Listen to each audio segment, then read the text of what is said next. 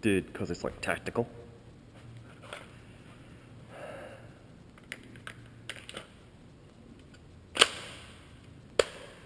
Okay. Should have 8 shots.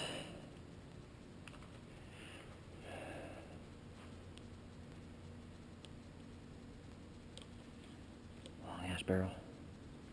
Is that down all the way? Let's pull that back. Don't need to worry about the apex at all.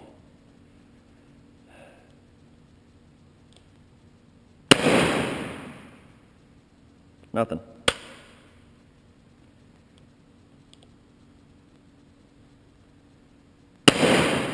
Nothing.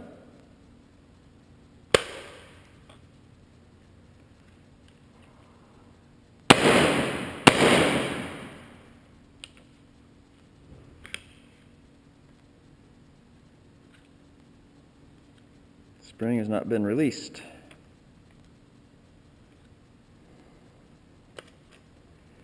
That's what that guy does. Yep.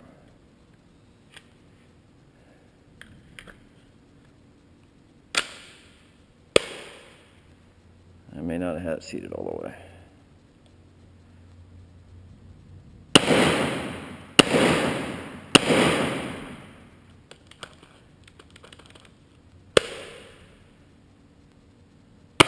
There we go. There was one.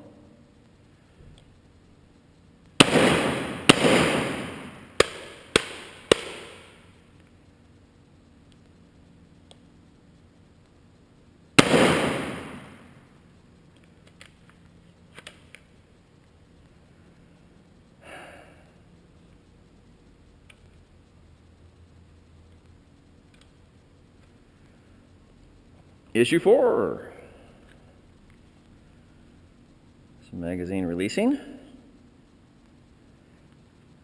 pressure. That's my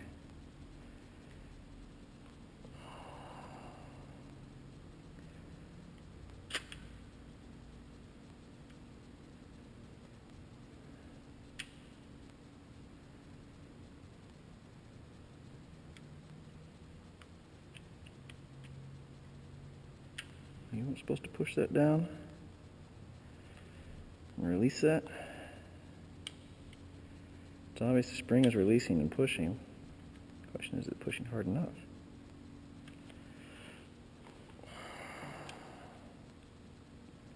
Apparently the answer is no.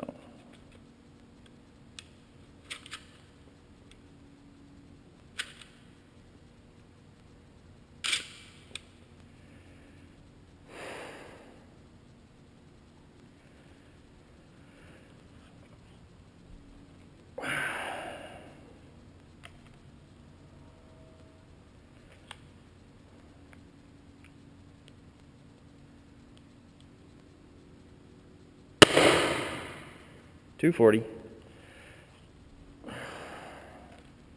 Try and aim this shit. 242.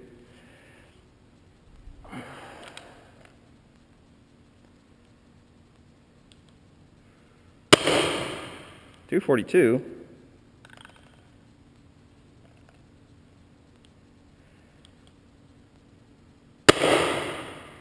249. Well, at least it's consistent. Only get the damn thing to feed.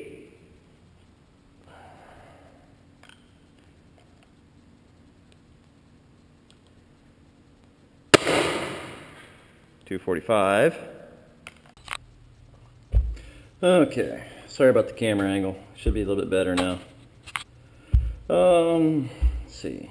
We had 4 issues. Issue number 1 was a mag release. Let's see if we're actually showing it better. Should be doing a lot better. That's what's happening. Push it in too far, it's dropping down and catching, not releasing back out. Not that bad to get back in there, but occasionally it doesn't want to go back in like it's supposed to. Basically it's pushing in too far, not going in. From the looks of it, the way this is set up, it's a little pin that this is pressed into, and that screws into this release here. So, well, if I push in too far and it locks out, pushes past, it can stick, It needs to be tighter. So that's what I did. I pushed it in, worked one revolution around, got it back in there, and now it's a little bit tighter. Now pushing it with my index finger fully till flush on this side, it's not popping out. So that seems to resolve that issue. And still, if I really push deep, I can do that. So I don't know, I may have a look at it again. I may have to remove this. I may not be able to get it all the way around without really putting a squeeze on it. But I have an option, I think, of trying to get that a little bit tighter to resolve that issue. So that was issue number one. Since I'm here, one of the things that we had noted, or I had mentioned, was how hard it was to get the mag well pushed into place. Actually, with the grip frame in here, it's a lot easier to do. The grip frame actually helps automatically line things up. Keeps it square, pushes it right in. It's a lot easier to do with the grip frame in place. Okay, so that was number one. That was number two. No, number two was basically the valve installation. Basically, popping things open, popping things out. The valve is not going to slide out on its own. Not going to be able to put the valve system back in on its own. Not without removing or loosening those two springs. What I had done and what I had intended on doing with this setup, the reason why I had the adapter, well, one, I want to run the autocockers. As opposed to trying to take everything apart, throwing in the meat hook, trying to do this, trying to do that, to switch things back over between this and cyclone feed. All I really have to do for this setup, everything is already currently in place on this guy. I got the A5 X7 style thread adapter still in here.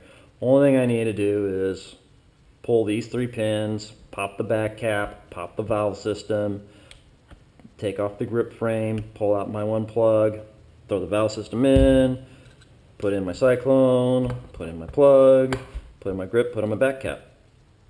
A lot quicker, a lot easier to go back and forth between the mag fed option and the cyclone feed option. Although honestly, I'll probably just use this as a mag fed option. I probably will not do anything with the cyclone feed. If I need higher rates of fire and such, I got better guns for that. So I now have a different barrel in here just for fun. This is an 8-inch tip, so I have nice, more compact, more what I would personally like to do, as opposed to using the Apex tip and the longer barrel. Typically, I think that was just it's supposed to be a 10 or 12-inch barrel, but that Apex just makes it freaking long. Okay, moving on to issue number 3. This guy here. That's going to be a pain. It just does not line up. Let's see if we can try and get things to show better. And try and get under my third freaking video, not go too long. So I probably will do a little editing here.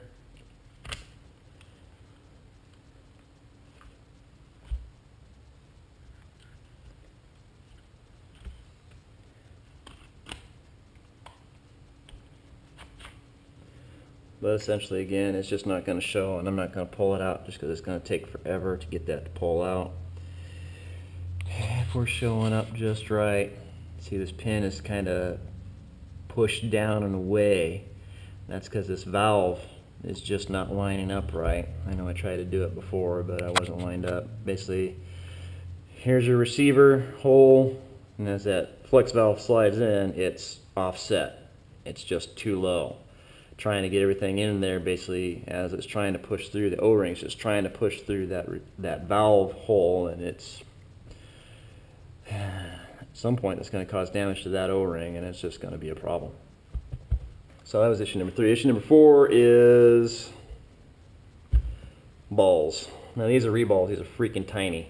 They're actually coming in and out of the detent system with the detent system closed or open like that.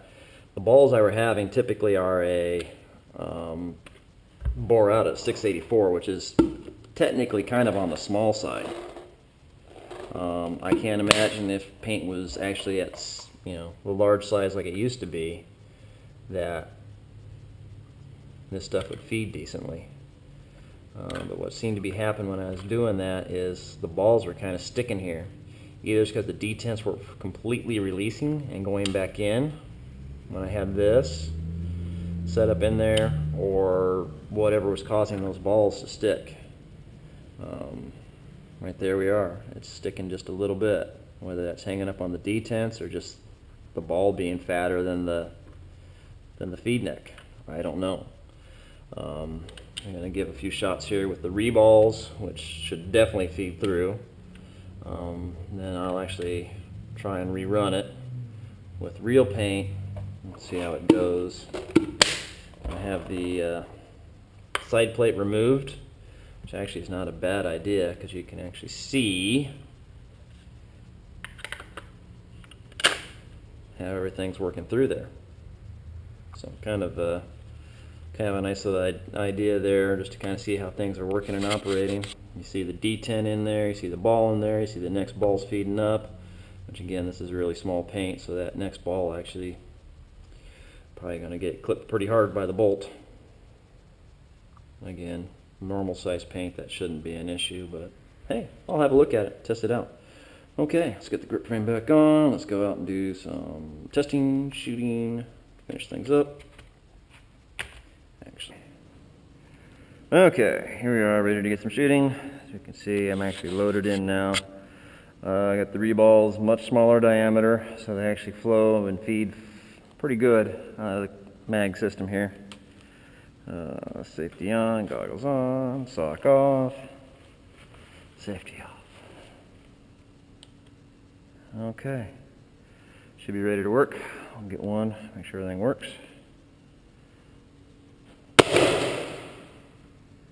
Oh, that's going to be a bit of an issue. Oh, that's going to be a bit of an issue right there. It's even having trouble with the little reballs. Just lost one ball. So actually playing without this, be able to tell if you're actually doing good or not, is not a very good option. That reloaded just fine. That reloaded just fine.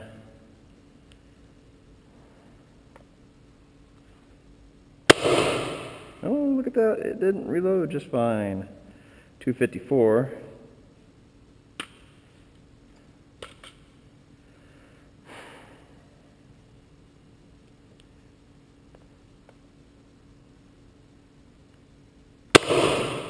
That one reloaded just fine. 260. That one reloaded just fine. 255. That one did good. 254. 246. 237. Let me see, we did not have a good reload. We're a little on the low side. 237 if I didn't say it. 250. 250. And we didn't reload.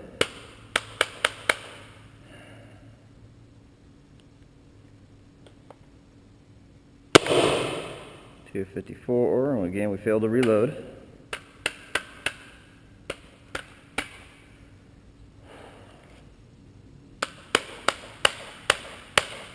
And it's in.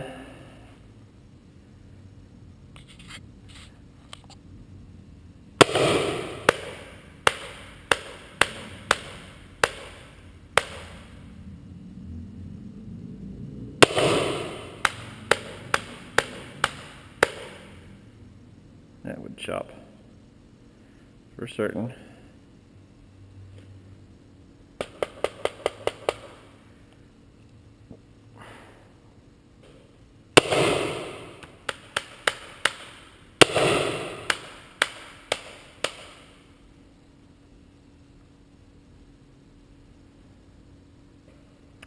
I think we're done fucking around with this thing here. Language.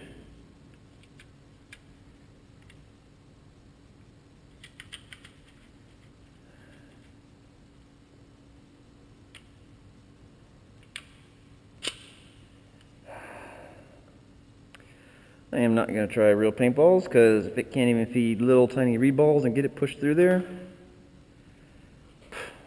pointless. Pointless.